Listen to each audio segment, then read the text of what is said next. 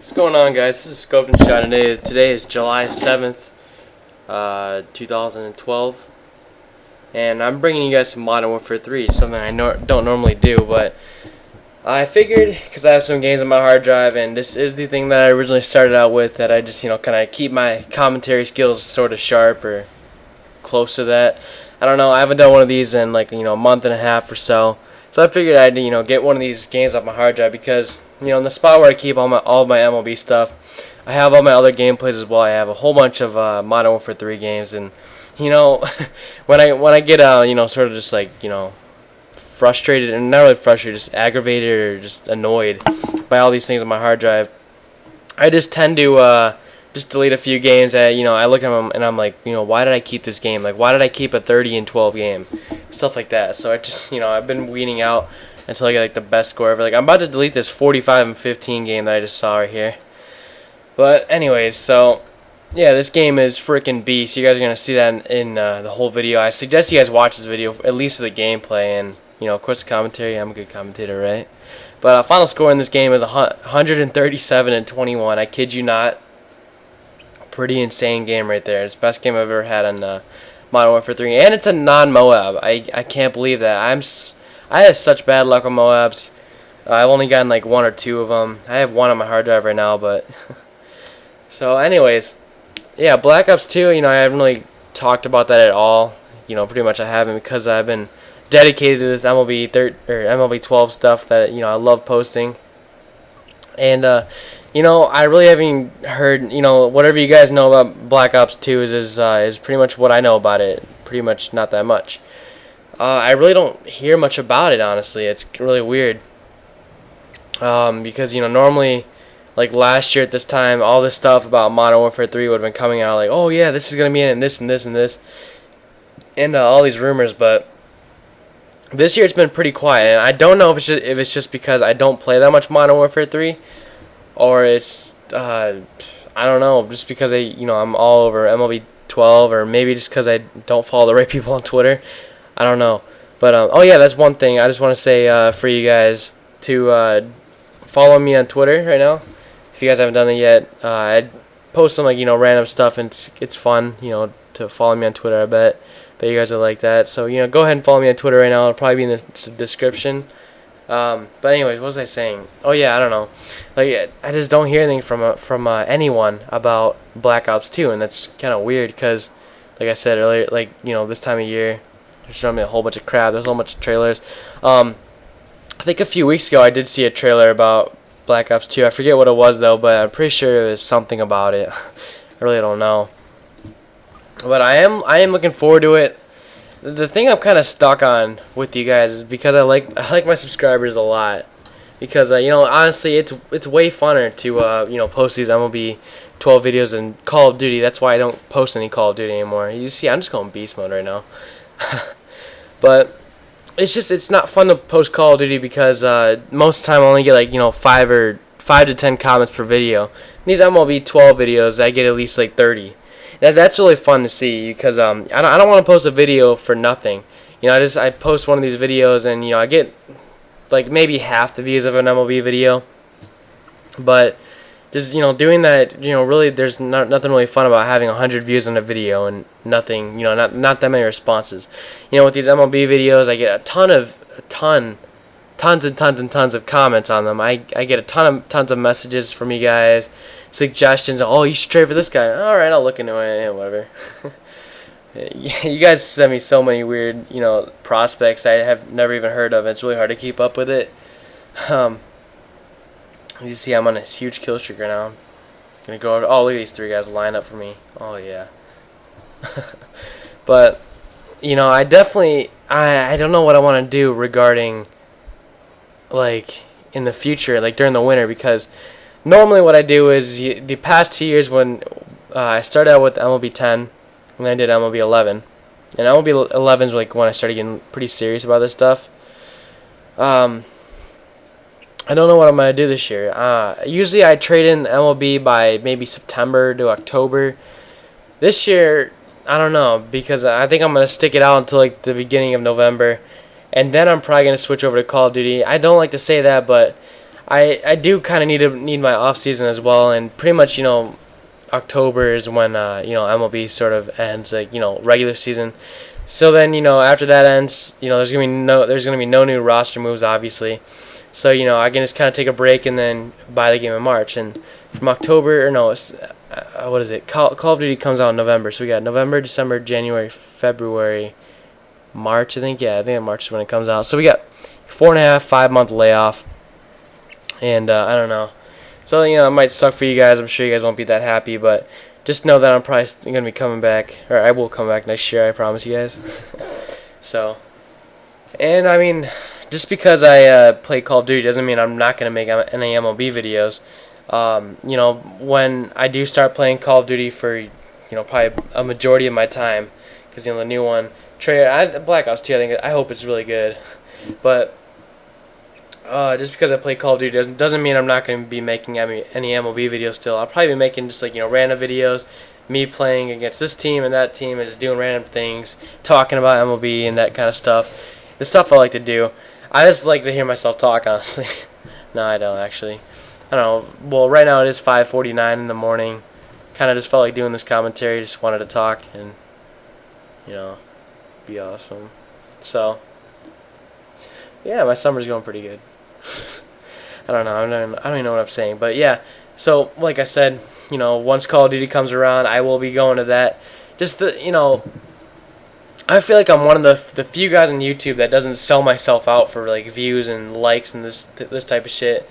In my videos in the beginning, I don't have these annotations oh, subscribe to or like this video and do all this crap. I just make the video hey, what's up guys? This is Scope Shot here at the MLB 12 franchise of the Cubs episode, whatever, and I just start doing it, and at the end I'm just like it, and I don't say comment, subscribe, or no, actually I do say comment, like, and subscribe, but I don't say share this video to your friends, favorite.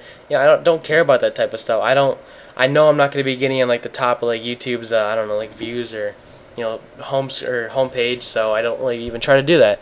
I just have people like the video, and most of my videos, even though whenever you watch videos, people, when they actually do talk about likes and stuff, they say oh, liking is one of the currencies of YouTube. It matters so much. I don't understand why. Oh yeah, this video has 1,000 likes, so that must mean it's a good video. What if it has 1,000 likes and 100 dislikes? None of my videos have 100 dislikes. All of them have about 30 likes and either 1 or 2 dislikes. Sometimes none, which is really pretty cool. Even though it really doesn't mean anything to me, honestly. It's cool that you guys like my videos and stuff, but it doesn't mean that. I don't know. It doesn't mean I don't know. I really don't know what I'm trying to say. Just just because you like the video doesn't make it any better, I guess. But it is cool to see that people do like my videos a lot, though. Even though I do understand that, and you guys don't even have to like my video to tell me it was a good video. I know it's a bad video if you guys start saying these hate comments oh, why the hell did you make that trade, Scoped? What's wrong? Look at that quad Semtex. Oh, hell yeah. I'll take that. But yeah, normally you guys are oh, what the hell are you doing? Are you drunk right now? Why'd you make this trade, Scoped? And, and I'm oh, crap. And whenever you guys do say that to me, I'm shit, they hate me now. They're all going to stop watching my videos, but you guys never do. You guys always come back for the next episode, and, my channel just keeps growing and growing, honestly. I always like to look at my Social Blade account. If you guys don't know what Social Blade is, basically you can track your channel's views and subscribers and views per day and all this other crap. And it's pretty cool. I like to check it every day and to see how many views I average and stuff and what's going on. And how many subscribers I get. Normally I get 11 or 10 subscribers per day, and then during the week it kind of goes about 6 per day. But it is pretty cool to see that, these huge days where I just spike for some reason. I really don't know why. And I'm oh, cool, that's pretty neat. So, I don't do this for a lot of money. Yeah, you guys do see some ads on my videos, and I do make a few bucks every day from these videos, which is kind of cool. But it's not really I'm not really whoring on my channel oh, you guys better click on these ads or whatnot. I just kind of put them up there. Most of the time they don't even show up for me, so. And I don't really care about that. So I don't know. I don't like talking about MLB on a Call of Duty video, and that's what I've already done for the first 10 minutes. So might as well keep doing it. We're here on July 7th. and the trade talks are definitely heating up big time.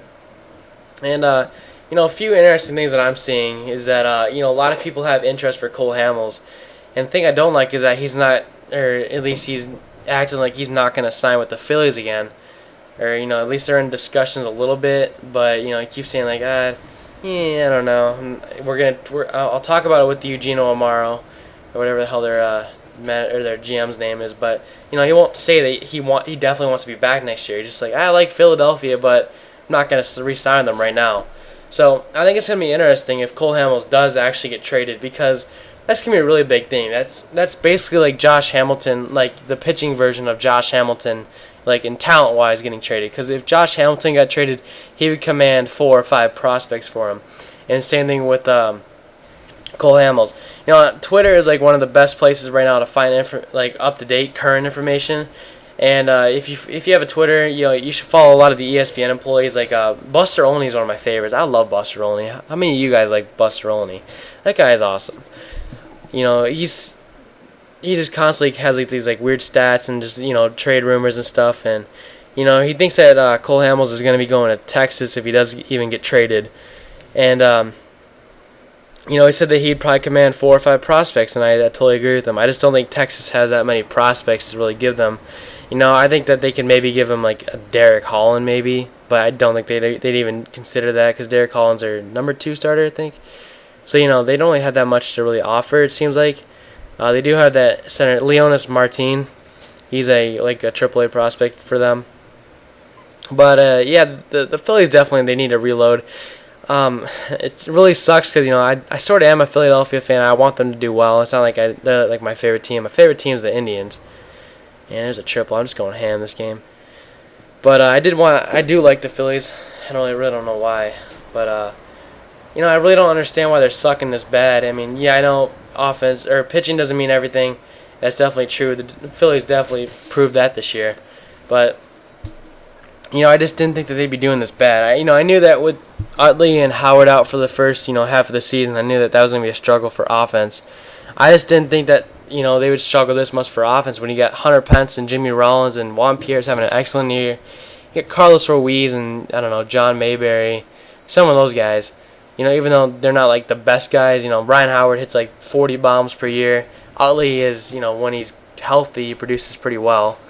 So it's going to be interesting to see with these next 2 weeks how well Howard and Utley are going to be able to produce. And, if they don't produce, you might be seeing them try to get traded as well. I really don't know who would want to take the risk on Utley, because, he hasn't been healthy for like the past few years. But, I would expect someone to maybe take them. And, with my hometown team, the Indians, I do want to see them make a trade for someone big for once, because whenever they make trades at the trade deadline, they always get these decent players, but they're not always the best. Last year was actually the first year that they made a trade for like a really big guy, or sort of big guy, Ubaldo Jimenez. I don't think Ubaldo was really that big though. I mean, he is a pretty he's a well above average pitcher, but I wouldn't consider him the best, or like I don't know, like an ace type pitcher. He didn't even make the All-Star team this year, so Ubaldo was a pretty big trade though, but they did give up some pretty big prospects for him that I don't think they should have given up. But it's whatever for them, I guess. So they were trying to make a playoff push and it didn't work. Freaking Tigers. But this year I've been seeing some talks about Shane Victorino from the Phillies, definitely. Oh yeah, that's another guy that I forgot to mention. But Shane Victorino, if the Phillies do have a major sell-off by the deadline, involving Cole Hamels and all those guys, they said that Shane Victorino and Cole Hamels will be the main ones. And apparently the Indians do have a little bit of interest in Victorino. And if Victorino came to the Indians, that'd be freaking insane, because their outfield is pretty good. But the thing about the Indians is that with having Travis Hafner, that kind of limits them to not really having like any extra position players that are good. If they did acquire Victorino, that means that they'd have to sit probably Johnny Damon, because with the Indians you have Michael Brantley out in center, then you got Shin-Soo Choo out in right, and he's having a really good year right now ever since he got moved to the leadoff spot.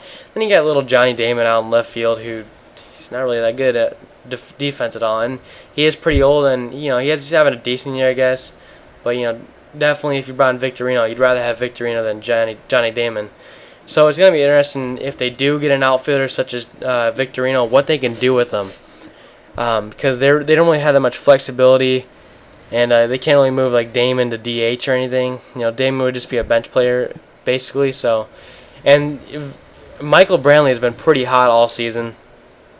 He did have like that 20-game hit streak, and he's having a really good season. So there isn't really much places to really put people at, because Travis Hafner can't really play first, and Casey Kochman plays first anyway. So it really sucks, but it'd be interesting if they did get Victorino, who they would give up for him. Like, maybe they would give up Brantley for Victorino or something. Maybe. Nah, I don't think Johnny Damon will really go.